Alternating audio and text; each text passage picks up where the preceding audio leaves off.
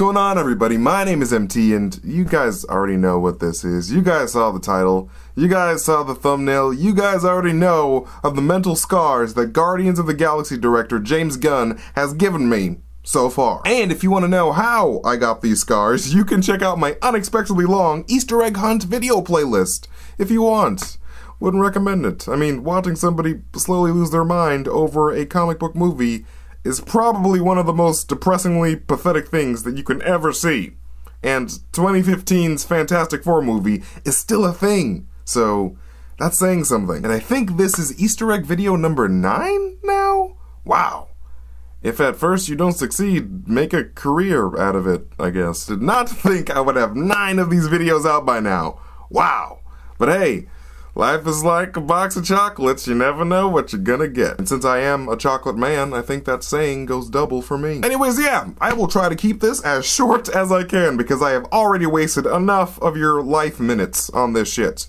So let's get into it. I think that the missing Guardians of the Galaxy Easter egg is here. Yes, I know that I've talked about this scene in the Collector's Museum like a zillion times before in the past, but James Gunn did say that the missing Easter egg was a big one, and I cannot imagine anything bigger than a giant space robot with a giant space stick committing mass genocide in less time than it takes to heat up a Hot Pocket. Can you? Didn't think so. But if you actually can, then you've probably seen some shit. Like some really terrifying shit, and I am so sorry. Anyway, obviously the scene was put in the movie to showcase the power of the Power Stone without Ronan actually having to destroy Xandar, because that would be bad, and we would have to rename the movie Watch the Universe Die to the Greatest Hits of the 1970s. However, I think that this scene of Eson the Searcher destroying what seems to be a random planet is actually showing us a very important moment within the Marvel Universe. Because you see, I don't think that the planet that we are seeing is a random planet at all.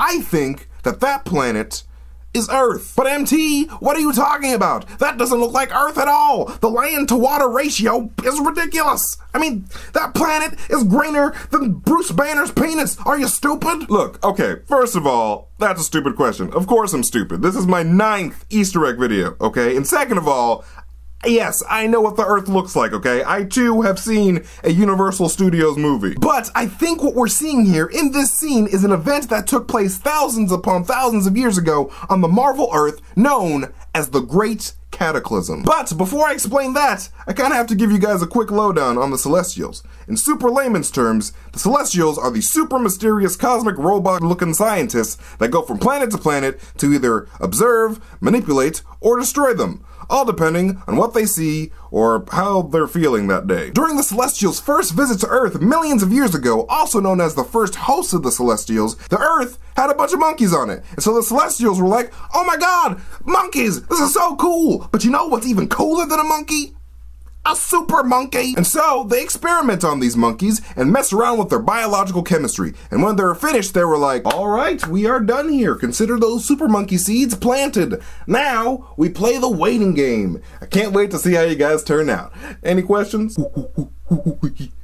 I don't know what that means. Okay, bye. And so the Celestials leave their experiments behind to go on what I assume to be more intergalactic monkey quests. And over the course of thousands of years, because of their experimentation, these monkeys evolve into the super monkeys that we know to be human beings and create societies and stuff. And around the year 18,000 BC, the city of Lemuria was one of those societies, and the domed city of Atlantis was another. Lemuria was once a peaceful society that became a lot more assholey when it was taken over by another type of evolved super monkey known as the Deviants. The Deviants ruled everybody in Lemuria, while the human-looking Lemurians became like lower-class citizens. So it was like Deviants and then human-looking Lemurians. They're all Lemurians, but there's like a class system going on. Anyway, so the Lemurian Deviants did not like the Atlanteans at all. So they were like, hey Atlantis, fuck you! And ordered the human Lemurians to attack the city of Atlantis, and they do! Like, really well. Like, Atlantis was super screwed, and the ruler of Atlantis knew that, so he was like, listen y'all, we had a good run, we made some friends, we had some laughs, but we're all gonna die today. However, I don't know about you, but if I'm gonna die, I ain't going out like no bitch. Release the lava. But if we release the lava, we'll die too. I don't give a fuck if you die, Eugene. You smell and your voice is annoying. Release the lava. And so they open up their magma pits and unleash a fiery rain of death on all of their enemies and also themselves. And then all of that volcanic seismic activity causes the city of Atlantis to sink to the bottom of the ocean. And then, while all of this is happening, out of nowhere, the Celestials come back to check up on their super monkeys. And then when they see all this shit going on, they're like, wow, we leave for like 2 seconds and y'all blowing shit up and killing each other with lava? Like, I didn't even know that lava warfare was a thing, and I'm billions of years old. You know what?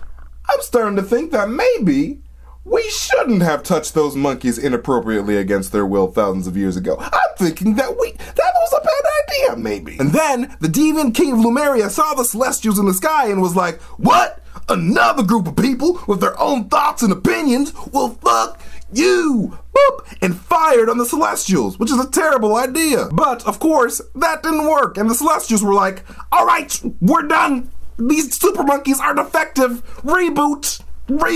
And they completely wiped out most of surface world humanity and violently changed the landscape of the Earth. That all being said, I think that is exactly what is happening in this scene in Guardians of the Galaxy, the MCU equivalent of the second host of the Celestials, also known as the Great Cataclysm. I think that these people running away from the Celestial are the ancient Lemurians, and I'm assuming that this blue guy writhing in pain in the corner is actually an Atlantean. And if you look behind the movie's main cast while the collector is showing them this footage, you can see volcanoes spewing out that hot Atlantean fire. It seems to me that, much like in the comics, after wiping out nearly everyone on the planet, this Celestial completely changed the face of the Earth, allowing it to form into the landmasses that we know of today. And yes, I know what you're probably thinking. Though it looks like Marvel now has the rights to Namor the Submariner and the Atlanteans, they probably didn't have all of those rights back in 2013 when they were planning and shooting Guardians of the Galaxy.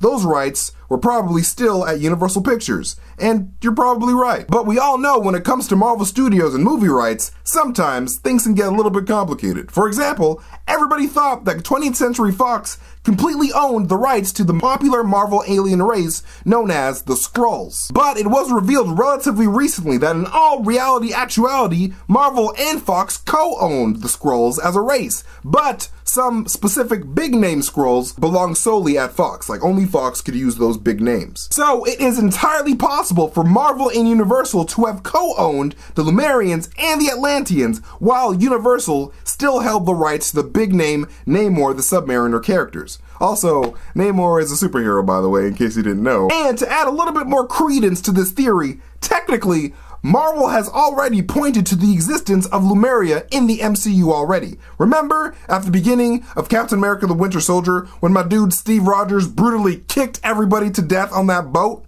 Yeah, that boat was called the Lemurian Star. And yes, I realize that this could just be a really neat Easter egg that the Russo brothers decided to put in their movie, but out of all of the names to name a fictional ship, why would Marvel risk naming it that if it didn't have the rights to the Lemurians? Because the Lemurians did debut in the Namor comics and are significant Namor characters. So it does potentially point to the existence of at least Lemuria in the MCU. I'm just saying. But anyways, that's it. It's either that or this rock right here is a piece of vibranium, because vibranium comes from outer space. But that's all I got. Earth, Great Cataclysm, robots, super monkeys, lava, whatever. Oh, and I almost forgot. Please tweet this video at James Gunn on Twitter if you can. It really helps a lot when it comes to getting answers about my Easter egg videos, and God knows that I need some type of closure. So if you could do that, that would be amazing. Anyways, thank you guys so much for watching this video, and if you haven't subscribed yet, do it, or just leave a thumbs up, or share this video. That also makes me happy on the inside. And after you do that thing, hit that ding so you can get upload notifications when I upload a video. My name is MT, and that's it. I don't have an outro for this. I'm just gonna go. Bye.